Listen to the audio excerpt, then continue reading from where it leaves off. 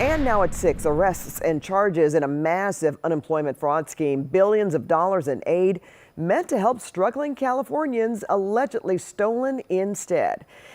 The Orange County DA has charged convicted murderers serving life sentences with being a part of an unemployment fraud ring. And now, honest people that aid was meant for are being asked to pay taxes on money they never even received.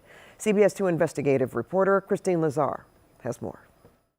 This is just the tip of the iceberg. More than $500,000 in unemployment benefits went to a group of prisoners, including 2 serving life sentences, according to Orange County DA Todd Spitzer. There was a human need for this money, a real human need.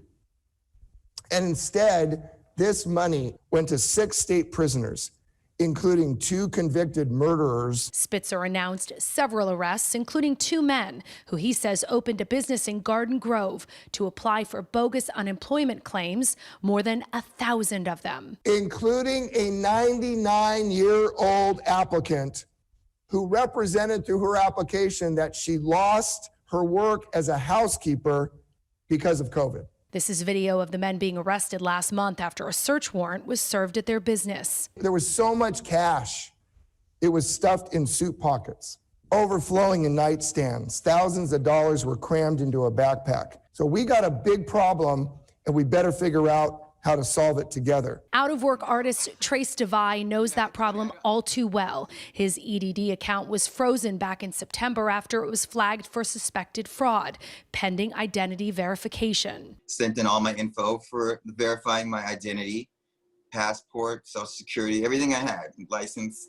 I sent it in, waited about a month to get the reply, and they said it was insufficient verification of my identity. To add insult to injury, Devine was sent a 1099 tax form from EDD for over $8,000, and that includes the $3,000 stuck in his frozen account. Obviously, nobody wants to pay on money they didn't receive. Assemblywoman Cotty Petrie-Norris will chair an oversight committee tomorrow where lawmakers will grill EDD on its fraud investigation, which DA Spitzer says could top $9 billion. The state needs to mount a commensurately massive and organized response. EDD tells me if a person feels that they are being taxed on money they haven't received, they need to contact EDD, and EDD has set up a new phone line to specifically deal with this issue. That phone number will be on our website, cbsla.com.